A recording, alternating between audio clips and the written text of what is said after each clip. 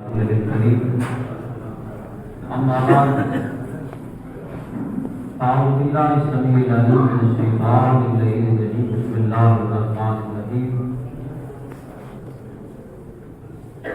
كل نفس ذائقة الموت آمنت بالله صدق الله مولانا العظيم وبلغنا رسوله النبي الأمي الكريم ونحن على ذلك من الشاهدين والشاكرين والحمد لله رب العالمين. قال الله تبارك وتعالى في شان حبيبه مخبرا وعامرا إن الله وملائكته يصلون على النبي يا أيها الذين آمنوا صلوا عليه وسلموا تسليما. تمام آواز رسول پاک پڑھیے اللهم صل على سيدنا ومولانا محمد وعلى آل سيدنا ومولانا محمد وبارك وسلم وصلى عليه. الصلاة والسلام عليك يا سيدي يا رسول الله وعلى آلك وأصحابك يا سيدي يا حبيب الله.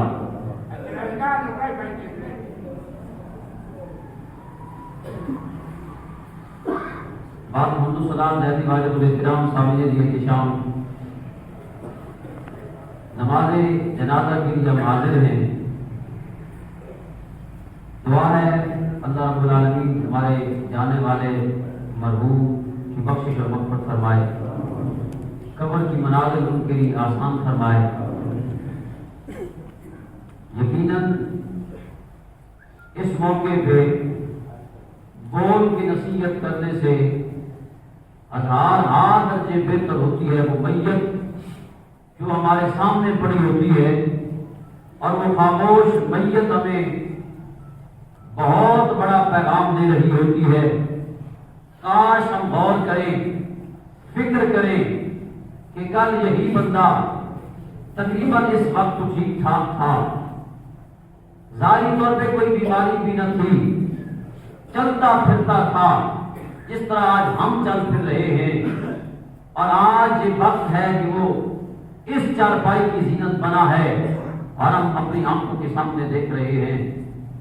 یہ کوئی بات بعید نہیں ہے کہ کل یہ وقت ہم پہ بھی آ سکتا ہے.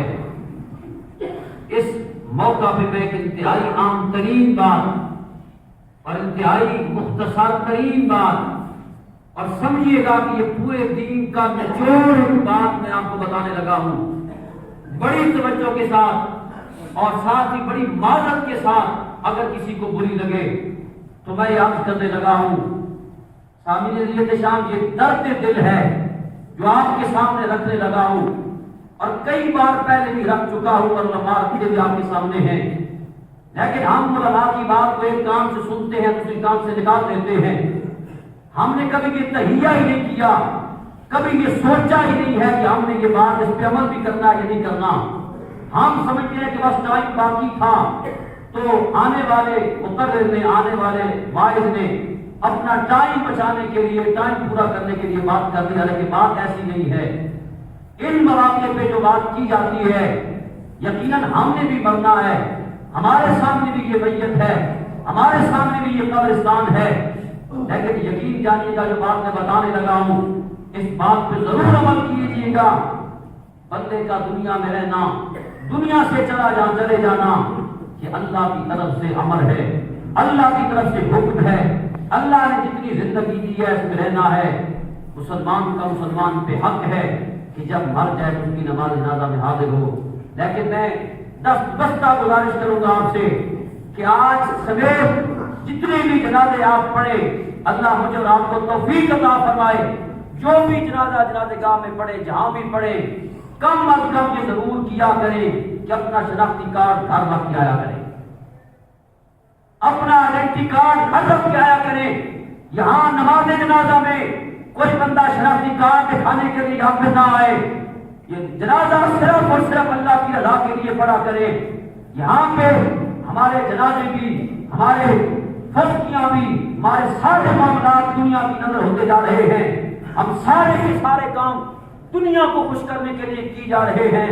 سامعین احتشام، حضور نبی کریم علیہ السلام نے ارشاد فرمایا اور پہلی حدیث پاک بخاری کی ہے، فرمایا انما الاعمال بالنیات. لوگوں دار و مدار اعمال کا نیتوں پہ ہے. جیسی نیت لے کے آئیں گے ایسی ہی مراد پائیں گے۔ حدیث پاک میں نے کئی بار یاد کی ہے، دوبارہ کر رہا ہوں، شاید کسی کے دل میں میری بات اتر جائے، شاید کوئی بندہ اس پہ عمل کر جائے، اس کا اپنا بھلا ہے، میرا کوئی بھلا نہیں، میرا کوئی فائدہ نہیں، ہر کسی کا اپنا فائدہ ہے۔ حضور نے ارشاد فرمایا قیامت والے دن 3 بندے بد نصیب ہوں گے جن سے جہنم کی آگ کو سلگایا جائے گا، جن سے جہنم کی آگ کو جلایا جائے گا۔ سنیے گا وہ 3 بندے کون سے ہیں؟ شاید آپ نے پہلے بات سن رکھی ہو، لیکن سننے کا فائدہ تب ہوتا ہے جب بندہ عمل کرتا ہے، سن کے عمل نہ کرے اس بات کا فائدہ کوئی نہیں ہے۔ حضور نے ارشاد فرمایا قیامت کا دن آئے گا، 3 بندے اللہ کی بارگاہ میں پیش کیے جائیں گے۔ سب سے پہلے جو اللہ کی بارگاہ میں بندہ پیش کیا جائے گا، الفاظ آگے پیچھے ہو سکتے ہیں، حدیث پاک کا مفہوم عرض کر رہا ہوں، فرمایا سب سے پہلے اللہ کی بارگاہ میں سخی کو پیش کیا جائے گا۔ سخی اللہ کی بارگاہ میں حاضر ہوگا، اللہ پوچھے گا بندے میں نے تجھے دولت دی تھی، میں نے مال دیا تھا، میں نے تجھے دنیا کا رزق دیا تھا، بتا میرے لیے کیا کر کے لایا ہے؟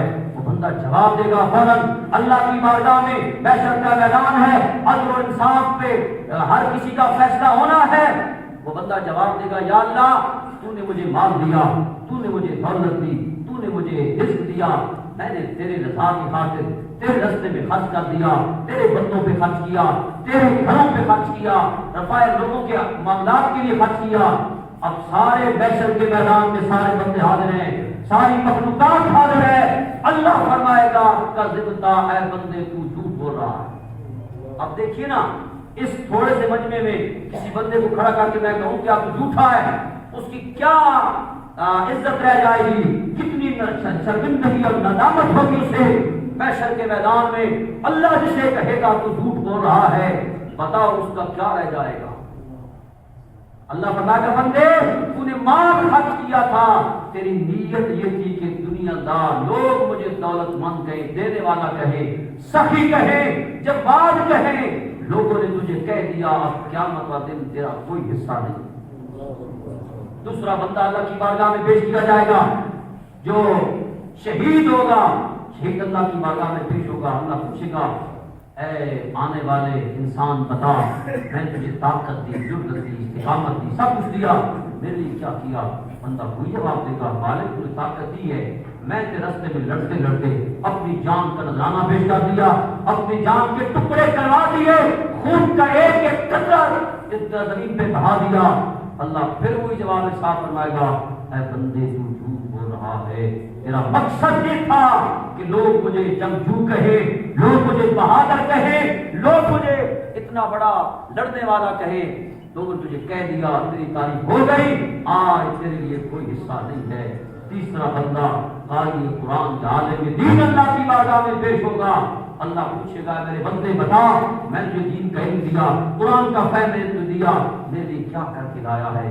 جو بندہ یہی جواب دے گا مالک میں صبح سے لے کے شام تک رات گئے تک تیرے قرآن کی تعلیم دیتا رہا، تیرے دین کا علم پڑھاتا رہا۔ اللہ پھر وہی جواب ارشاد فرمائے گا کذبتا ہے بندے تو بھی جھوٹ بول رہا۔ تینوں بندوں کے بارے میں فیصلہ کیا جائے گا، ان تینوں بندوں کو جہنم میں گرا دو۔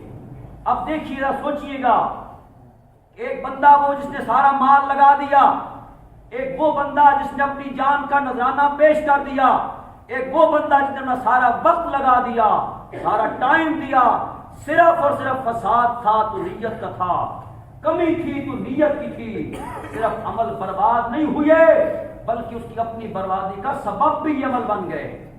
کس نے لوگوں کے لیے عمل کیا ہے، جس نے دنیا کے لیے عمل کیا ہے، دیا رب نے ہے، عطا رب نے کیا ہے، زندگی رب نے دی ہے۔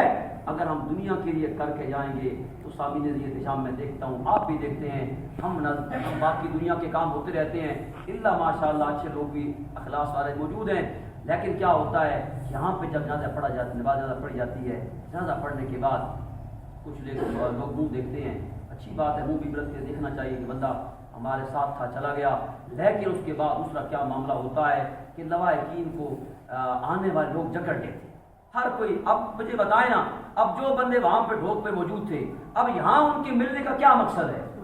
یہی مقصد ہے نا کہ میری حاضری لگ جائے میں جنازہ پڑھا ہے، اور تو کوئی مقصد نہیں ہے۔ حاضری لگوانی ہے تو بھائی گھر جا کے لگوائیں۔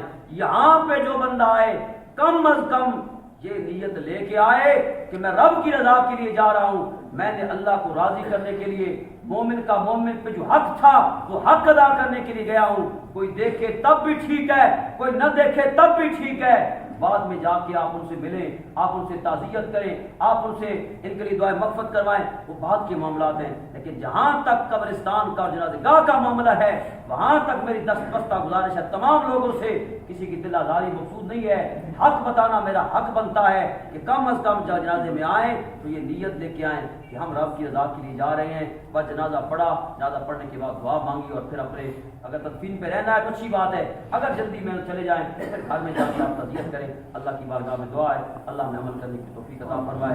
ہم علینا